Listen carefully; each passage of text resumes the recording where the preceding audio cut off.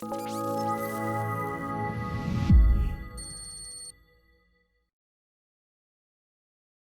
storytellers, today on the show, I have with me Lindsay Turner. We had a great conversation with Lindsay last week, and I wanted to jump on a podcast to immortalize some of that inspiration. So first of all, Lindsay, welcome on the show. Thanks. So Lindsay, for those who don't know you yet, would you mind just giving a quick introduction into what you do and your role over at Edward Jones?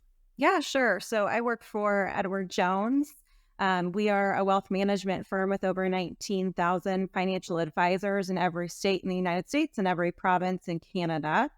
I lead our data science area as well as our enterprise analytic and BI teams. So we are set up as a hub and spoke analytic model where we have analytic teams that focus on functional reporting and day-to-day analytics within each function in our corporate headquarters. I lead a team that focuses on data science for the entire enterprise, as well as any enterprise-wide priorities that leverage analytics, data science, and business intelligence for decision-making and integrating analytics into our solutions. Okay, sounds like an exciting role. And so maybe we can spend a few minutes on what led up to this point. So how did you actually get involved with analytics in the first place? Yeah. I'd like to say it was kind of by happenstance. My education is in marketing and business. The only class I really enjoyed in marketing was pricing. There was some analytics involved, and that was really interesting to me. I started my career out of college in retail banking. Got some great experience being a financial advisor at a regional bank, which helps me with my career at Edward Jones, although definitely realized that wasn't the position for me. So went back to school for my master's degree and had applied for a leadership program at a health insurance company, asked for a recommendation from someone I knew, and he said, "Hey, I'm starting a pharmaceutical analytic team. Would you like to take that position instead and come help me build up the team?" So I kind of landed in pharmacy analytics by accident. Absolutely loved it and loved helping to support a leader build a team from the two of us to, I think they've got 15 or 20 people on that team. Then I decided I wanted to learn more about the business. I'm more interested in understanding how a business functions broadly versus having narrow and deep expertise. So I moved to their corporate analytics team, did all kinds of predictive modeling, contract analytics, health-related analytics to support health outcomes, and then was looking for a change in work-life balance after I had my first child, had started talking to someone that I knew that worked at Edward Jones. She connected me with the leader of analytics at the firm at the time. And 6 months of conversations led me to Edward Jones, where I am now. I've been there 6 years and absolutely loving it. Fantastic. Well, speaking of the change of work-life balance due to a first child, I had my first on the way, arriving in August, just around the corner. So I'm bracing for impact. I've been having these conversations with you guys. I think every single one of these data story sessions starts with the 10 minutes of parental advice that I just shamelessly grab from the community. Yes, so that hard part of parenting is you can read all of the data you want, but every child is an individual, and so they're just going to do what they're going to do, and you learn along the way. Yeah, I guess I always remember that quote from Mike Tyson that everyone has a plan until you get punched in the face. So I think that's probably like very applicable to a newcomer, but I hear that nothing is as rewarding, or it's like an amazing journey that I'm excited to embark on. Yeah, the hardest, best thing you can do.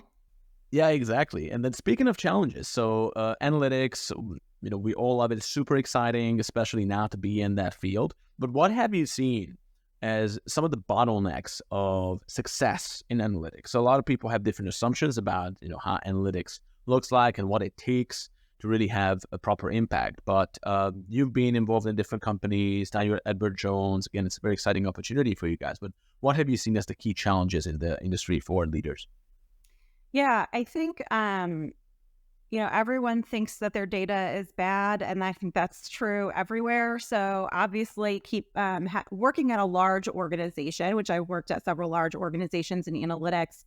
Um, it's always hard to move fast enough to keep up with the technology that supports building data for the purpose of analytics. I think that that is a struggle you're going to find everywhere. When I talk to my peers working in big or small companies, that's always a challenge. But I think that's something that we just have to learn how to work around and get past. And analysts are problem solvers. So if you give them an opportunity, they're going to figure that one out on their own. I think working for a company that was built in the last probably 10, 15 years versus an organization that has been around for 101 years, like Edward Jones, is very different in the sense that if you're starting from a clean slate, you're probably starting with more modern technology and starting with a leadership team that understands the value of data and analytics. So you're kind of moving past some of those barriers that work when you start with a really mature older company firm or a firm like Edward Jones. So, going from insurance to Edward Jones was a really big awakening for me and my leadership journey and how to sell the value of data-driven decisions, because I walked into a firm that has created success over the last 101 years based on experience and storytelling. So I was a successful financial advisor. I was promoted into a corporate position, and I'm going to lead the field to be successful in the same ways that I was successful when I was in their role. I think that worked for a really long time, but we're in a very different world where the environment is changing so much faster than it ever has before, and customers no longer have expectations based on whether they're at the grocery store or the mall or speaking with their financial advisor. But any best experience you have today is the baseline for what experience you expect from anyone tomorrow. So we need to start leveraging the power of data because we can make decisions, we can see more faster leveraging data than through storytelling alone. That has been the biggest barrier in integrating analytics into decision making that I have faced as a leader. And I know that a lot of my peers have said the same thing. I was speaking with a peer the other day, and he was saying, I'm bringing this idea to my peer in investment products, and I know they need this solution, but they don't know they need it yet. And so I'm trying to get them to, champion me to prioritize this work, but I don't know how to convince them that this is the right work to be done today. That's the, I think, biggest challenge that most analytic leaders face in mature organizations. 100%. And really working yourself into the business processes, like how to get in there and then move beyond the stakeholders merely paying lip service to analytics, which I guess is abundantly available, especially in the middle of all this hype. If you ask an average business stakeholder, hey, how about analytics? How about some AI? Everyone's like super on board. When it comes to actually changing behaviors, that's a whole different conversation. And as we know, the path to actually rewire or like change behaviors is through rewiring beliefs. And that's why the whole storytelling aspect becomes so practical, just more than a buzzword. So, and I don't really think we need to sell the problem too hard of how important this is, but maybe we can try a little bit to flex some of those storytelling muscles. So if you think about it, like, why is this such an important opportunity? Why should data leaders prioritize this? What is the great reward in this? If you actually figure this out, what kind of doors will this open for you if you manage to work your way into the company and make sure that being data-driven or data-centric, or data-informed is not just a buzzword anymore, but really becomes a way of life? What does it do for you as a data analytics leader? For me, the greatest gratification I can get from it is seeing the work that my teams are doing reflected in decisions that are being made at our firm.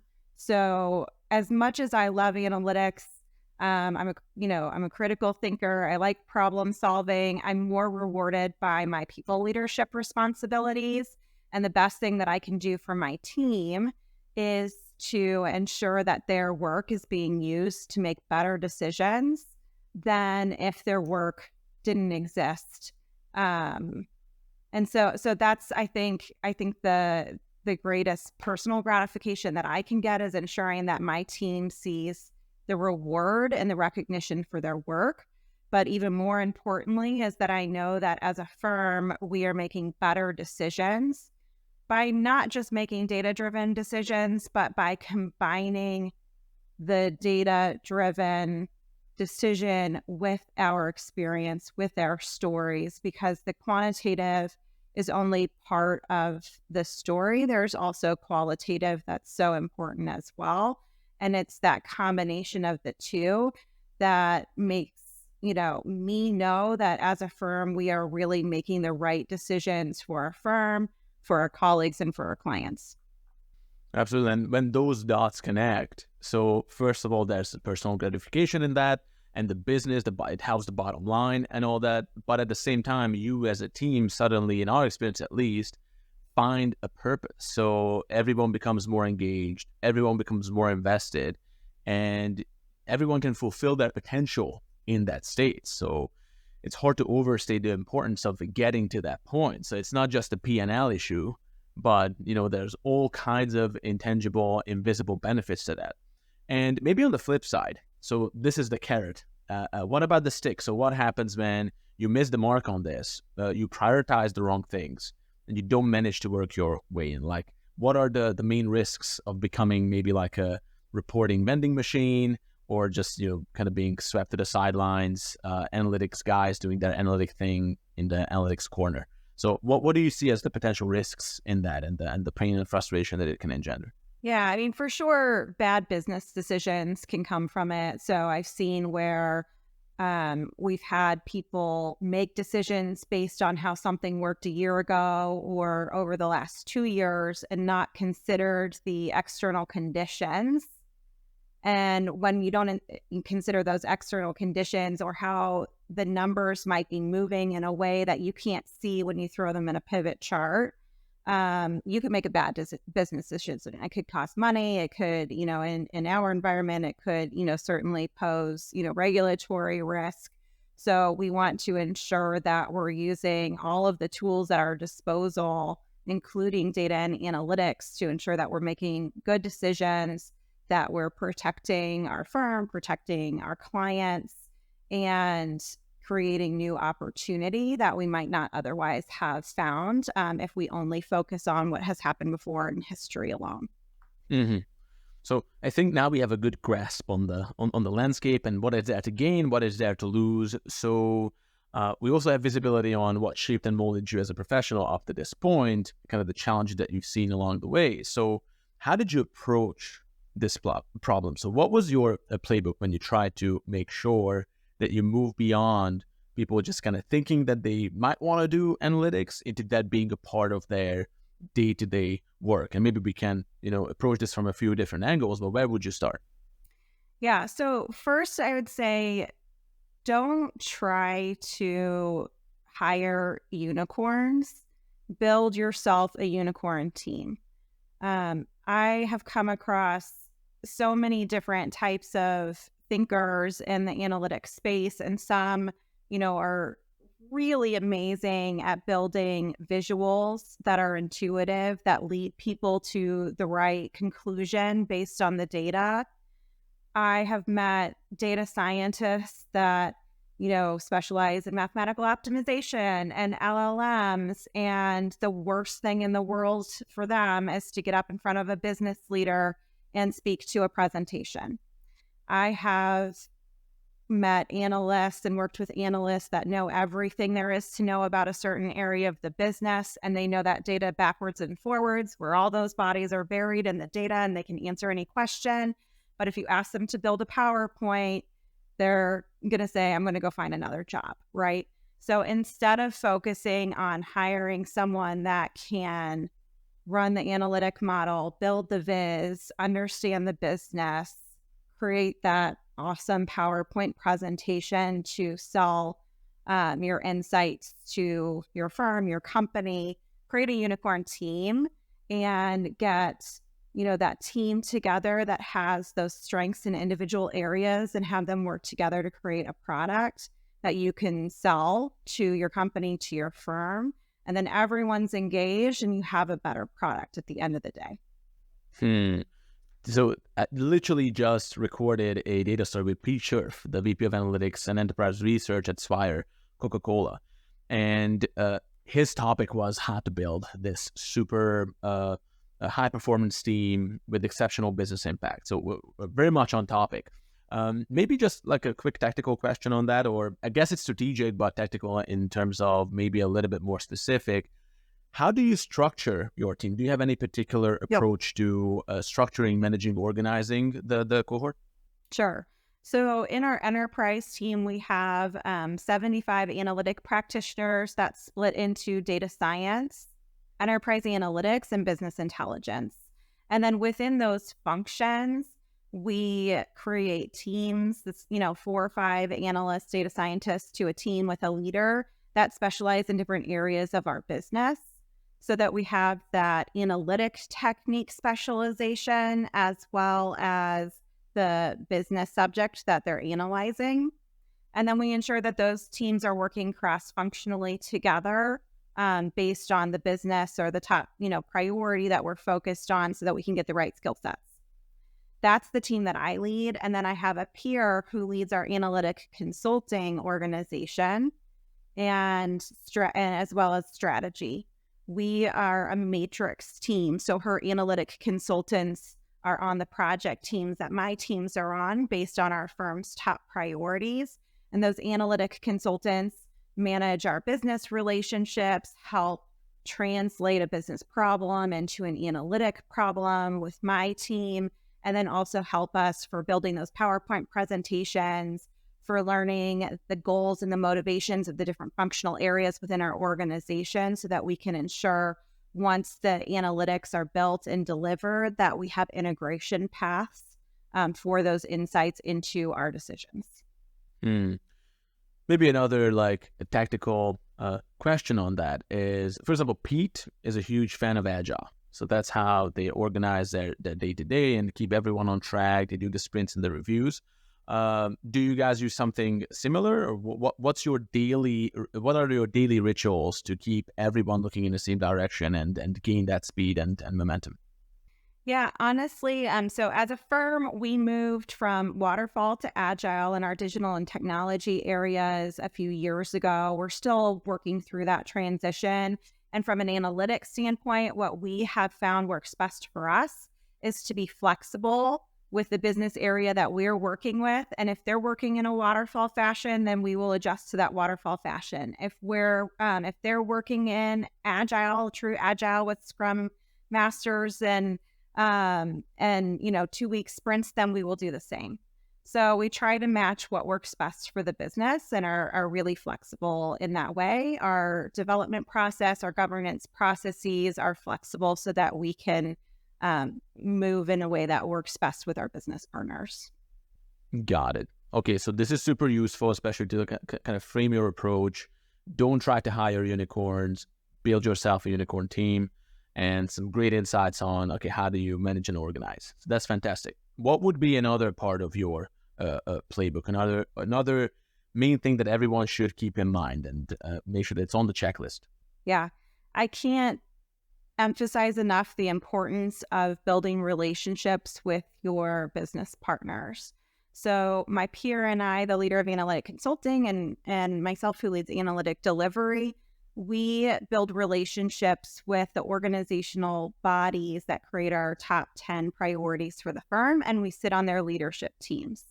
Our jobs are not to sit within that meeting and wait until we have a question about analytics or someone needs an insight, but we are there to truly be a strategic partner, to understand their area of the business, to be a thought partner with them, not just in how analytics can help forward their outcomes, but also to test thinking on ideas they have, to share ideas in their strategic goals.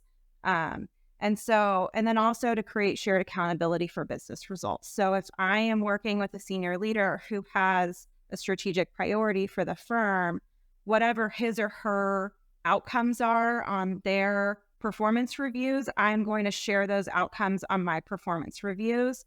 That ensures that any of the analytics that my team is working on helps to forward the work that we're doing. So I'm truly at stake for them. I think the second part of building that really strong relationship and trust is to ensure that I'm using their language. At Edward Jones, we talk about in analytics, are we using inside out language or are we using outside in language? So that inside out language is, are we speaking in industry terminology for analytics and data? Outside in is, are we using plain English? I think a lot of times I've realized in my career, I thought I was using outside in language and I realized I wasn't. And I always thought I was a really great translator. I say I'm not a data scientist, but I understand them and I can translate what they're saying into plain English. I can't tell you how many times I have tried to use outside in language and still gotten it wrong. Because at the end of the day, people don't care about building a data lake. They don't care about investing in a data lake. They care about the business outcomes that the analytics are going to achieve because of that data lake. It's so far down the path that that's not what we focus on. So really, I think it's important that you have to paint a vision that's based on the business that you're in and the outcomes that your company or firm are trying to achieve. And then once you sell that vision, then you can talk about that supply side of what are you needing in order to get that done. So interesting to me. I think you and I spoke about the whole Apple type of marketing approach in this. Like historically, I'm a fan of the whole story, but I think it's so applicable for data analytics leaders because when you said, okay, I want to be a thought partner. I just don't want to be the analytics person. I want to be more. I want to be someone who actually delivers value. And if my analytical expertise and prowess can provide something exceptional, fantastic. And if you think about the iPhone, like how did it actually become a thing, was doing the opposite of what Microsoft or Sony did. Because what they did is like, hey, we had the PDA computer and now you can make a phone call with it. How amazing is that technology? And they were shocked that no one was buying it. But then what Apple did is instead of like going all in on how impressive the technology is, it was all about what it can do for you. And that's how your iPhone became way more than just a phone. It became a part of you. It became a category on its own. You know, the whole smartphone idea is almost analogous with the iPhone. So, and then every other company then copied that. So with using language, I see kind of the same. So Apple was always really good at avoiding too much technical talk. It's almost like just like a cherry on top. So once you're already bought in emotionally and see yourself using the phone and the opportunities it will open up in your life, of course, it also has the M2 silicone chip, like very neatly organized on the website in a visually pleasing way, right? But they always have their priorities straight. And the inside out, outside in language. So we're just about to publish one of our frameworks on this that like over the years, it just kind of crystallized that we found that there are 3 levels of storytelling, especially in data analytics. So the first level is the technical. So this is only when you talk about the data lake, because how awesome is the data lake, right? Like all the things it can do. We couldn't do this 20 years ago, and wow, it can integrate data from all kinds of different sources.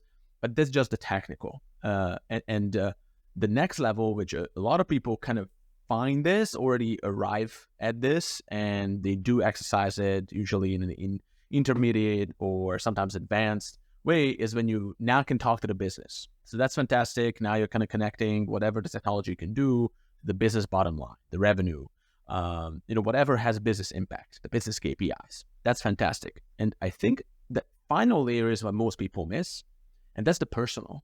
So that's when actually the technical in the context of the business becomes useful for the individual. Extra, that the last mile, that when you manage to make that jump, that's where people actually lean in. That's when you kind of pull them into the story, because now it's important for them. Now it helps them to attain their desires and eliminate their pain and frustration and really step into like a bolder vision of the future. But that's all personal. So it really resonates with me, the whole inside out, outside in framing. Yeah. Yeah. I've certainly, I've spent years trying to sell certain things and realizing how many those jumps that I had to take to do that. First, I want to do next best action for our firm. So we need to build a recommendation engine. So we need the data, we need the real-time data pipelines and a data science platform. No one cares, right?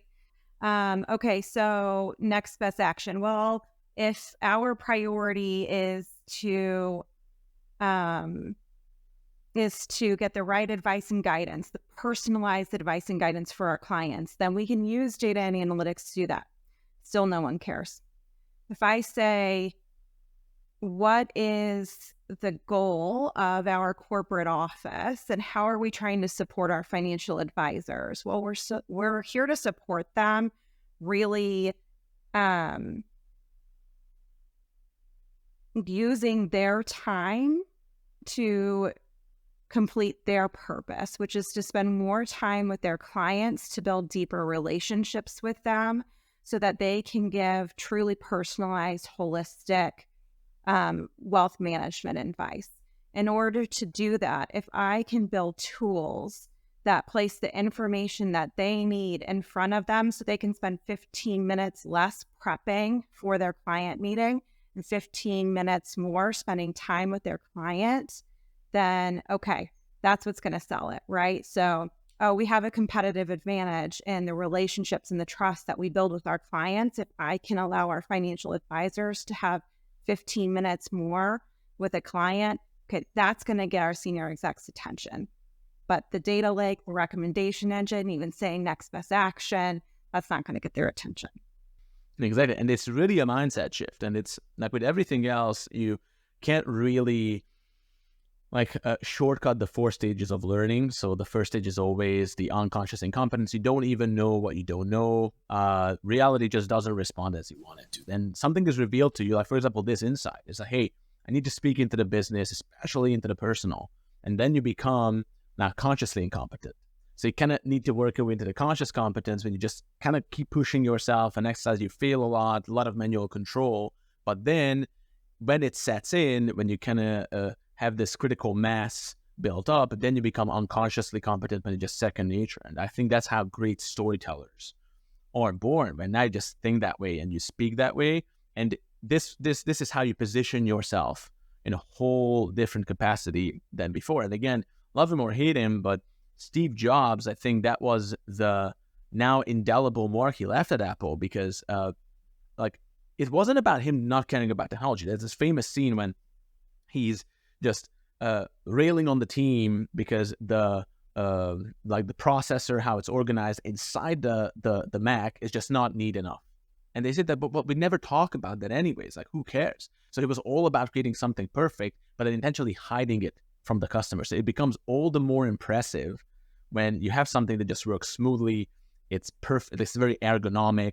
And then if you want to look under the hood, it also happens to be beautiful inside. So I think having that as a North Star, as a data analytics leader, to build beautiful things, but at the same time, almost like hide your work and focus on the person, it's a counterintuitive. People will love data analytics more when you talk about it less. So it's fantastic insight. Yeah, absolutely. I think as a leader, you think, in the beginning of your leadership career, you think about protecting your team and celebrating the work. So you want to talk about the technical and you want to talk about those things. But if you're now working with more senior leaders and you're at stake for them, you understand what their motivations are and what they care about, then you need to speak to that. So when you're externally selling the work, you need to talk in their language. And then when you're celebrating the work internally, you talk in your team's language. But I think, it's so interesting because when I started my career at Edward Jones, I came from a health insurance company that really focused more on bottom line. And so we could talk about the numbers all day. And then I moved to a company that really cared about relationships and people and stories. And I wanted to fight it. And I wanted to, talk about why the numbers were important. And instead of fighting it, learning how I can translate how analytics and the numbers can support our firm's purpose, support storytelling, giving more time for building relationships, giving more time for storytelling. I've learned that that has just unlocked so many more doors for my team and the ability to do more important work to really integrate data-driven decisions into our organization that would have never been done through trying to sell the technical or the numbers. 100%. So this is great. I think we already have a lot of meat on the bone here. So first one, again, don't try to hire unicorns. Build yourself a unicorn team. We talked a lot about building the relationships and building them the right way, especially the kind of language that you use and how you position yourself in front of your stakeholders. What other essential pieces you have in your playbook? Yeah, I'd say my last one is really centered around data literacy. And I think the analytic industry has gotten data literacy wrong. I think like a lot of large organizations, we went down the path of trying to sell data literacy as this big development project, and we're going to create data-driven leaders across our firm. And it was one of those things where I just took the term data literacy, at its face. This is a analytic industry common, language, and that's what we're going to use. And got a lot of feedback about how demeaning it was.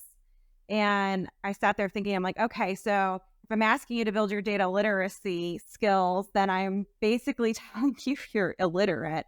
That's not a great relationship building term to start with. So as my leader always says, trust is built over time and can, be ruined in a minute. And I think telling someone that they're illiterate is probably one of those moments you don't want to have when you're trying to build trust with a leadership team. So I think coming at data literacy as a skill development program is the wrong way to do it. I think within your unicorn team, having people that truly understand the business, understand the value of relationship building, understanding the value of being at stake with your partners is the starting point. And then teaching your own team how to be more analytically literate or data literate by asking the right questions. So instead of trying to sell something and say, I know you're not asking for this, but this is what you need. When a stakeholder has a business problem, learn how to ask the right questions to see where data and analytics can support their business outcomes. So if your team gets really good at asking the right questions, I always hear, well, they asked for this, but what they really need is something else, and I know what that is. Instead of, I've heard people use an influence technique of, oh, well, I'll give them both. And then eventually they'll realize they all want what I built instead of what they asked for, or I'll escalate. Instead of doing that, work on getting really curious, asking more questions about the business problem, asking those open-ended questions to get to what is the real problem they're trying to solve. And then they're going to come to the conclusion on their own about what they need, which is probably where you were at already. Or you could uncover some motivation or some piece of the business problem that you didn't know when you made an assumption about, oh, they asked for X, but they really want Y. So I think it's really spending the time with your business partners to more deeply understand the problems they're trying to solve, and asking a lot of questions gets you to the right analytic ask. This is so, yeah, go ahead, sorry. Yeah, so another, again, it seems like, because I'm also writing an article about Steve Jobs, so that's probably why I think about it all the time. But you see, with Apple, especially during his time, so there were things that the consumers asked for, what they thought they needed. And then Apple was really good at not giving people what they asked for. And it's like, what, like Apple, the master storyteller, who, like, everything that they put out, like, people just basically take it and they love it. Like, shouldn't they be listening to their customers? And there is that art of actually understanding your customer, not just based on what they are asking for, but being that kind of leader in that relationship of, look, I care about you so much that I'm going to go the extra mile. I'm going to ask you the right questions. And sometimes what you think you need is not what you need. And instead of me being lazy and giving it to you anyways, in the hope of you might, realize your own folly, no, I'm going to be the bad guy. Maybe I'm going to be the bad guy a little bit, but it will result in a better relationship between us. So if you think about it, whatever Apple rolls out, the AirDrop, the Apple Pay, maybe it lags a little bit behind. Maybe customers ask for 5 things and they only get one. But when they get that one thing, you just say that, oh yeah, Apple, it just works so well. It's so perfectly integrated into the ecosystem. And maybe, again, just a little bit of a tactical layer here. So when you say training the team to ask the right questions, I know it's very difficult with data scientists. We're talking about, sometimes super smart PhDs. They're really proud of the things that they can build, and asking the right questions is not something that they're used to. They sometimes don't even realize that it's a skill that they need to build. So, do you have any best practices on kind of bridging that gap specifically? Yeah. So I would say, and this is just a note that I would take from a general leadership book, is when you want someone to behave differently, put them in a room with someone that behaves in the way you want. So if I have a data scientist in the room that is maybe a more black and white thinker and looking for those yes or no questions, I'm going to ensure when they're working with the business that they're in the room with an analytic consultant that's more focused on relationship building, asking open-ended questions, has less analytic acumen than them. So maybe their mind goes more towards the business problem than the technical problem. And then together, when they're in the room, and it's maybe a more extensive meeting because you've got a couple people in there versus, one-on-one. But I think that's when you start to unlock more conversation. So I'm never opposed to bringing more people into the room. I think the more people you have that think differently than each other, the better questions you're going to come up with. Different people hear different things. So when we have our project teams together, we put an analytic consultant in the room with someone that's maybe a data SME and someone that's a data scientist, and they're all hearing different things from the business owner. So that's definitely the way we go about it. And it's not to say that I don't want the data scientists to not learn how to ask those better questions, but I think that they will do so by being a part of a broader conversation and listening to how other people are talking and asking questions. This is also super useful if I think about that dynamic. I think in our previous conversation, I really liked that you were like borderline provocative with it. Is like, look, stop with the data literacy. And it sounds counterintuitive, but whenever I think we diagnose the problem as hey, why did this solution, why wasn't it implemented?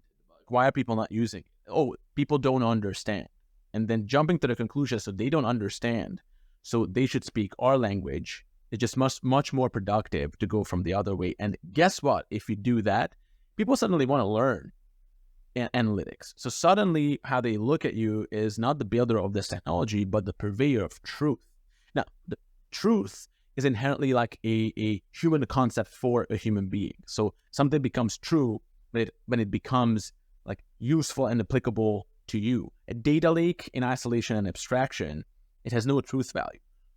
What's happening in my business, what's happening with my work, and what I should do, the truth about that is super valuable to me. So if my analytics person can be my, what we call, I think we talked about this before, the data conciliaire, right? When you can become that trusted advisor. When I think about, okay, what's going on with me? I need some guidance. I need some truth, right?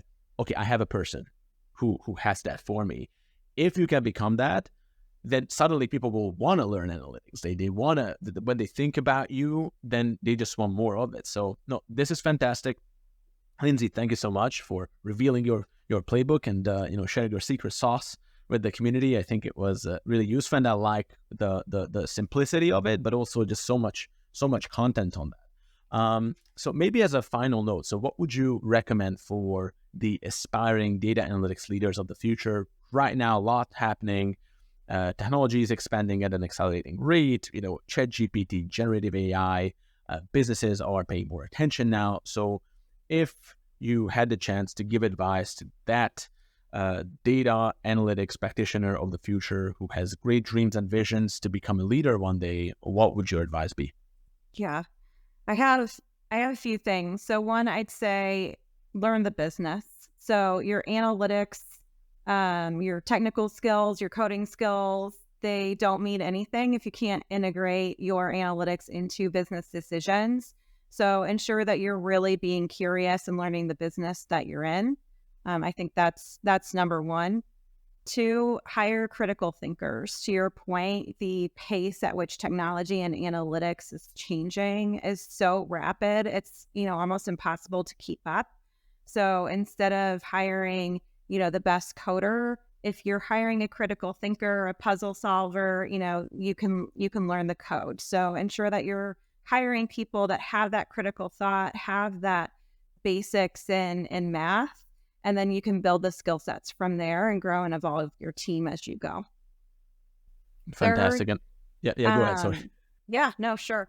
Say analytics is an accounting, so you don't always need to get to the perfect answer. And I think it's really important that leaders learn to use their judgment to balance what you need to do to build a relationship and be at stake for your business partners versus being so principled that you have to get the absolute right answer with your analytics. So if you can, get an A+ on the model in 8 weeks, but the business needs a decision in 6, use your judgment to, ensure that the work is good enough and that you can caveat it in the right ways, but making sure that you're building analytics for the purpose of solving business problems versus getting that perfect answer. No, that's great. And all I wanted to say there is with the hiring critical thinkers. So I think it's becoming more and more important, especially with these solutions that no one can keep up with. Like, you won't really have these people who will be like, I'm a specialist on this solution. Literally every single day, there will be multiple solutions coming out. So how I framed it, but I think you hired it, you framed it so well with the critical thinkers. I always think about it as I want to hire problem solvers. Because that if a person is really wired towards solving a problem, the way through which they will solve the problem becomes a side note. And actually, that's what I'm looking for. So someone who is really open to learn, who's not set in their ways, and also maybe for the practitioners who are right now specializing, that's fantastic. It's great to have kind of like a super weapon that you have, but expanding your scope and being more open to learning these new ways will get you really, really far. So, Lindsay, thank you so much for the conversation. It was great, and thank you for the playbook, and we look forward to further collaborations with you within the Data Storytellers community. Thanks so much.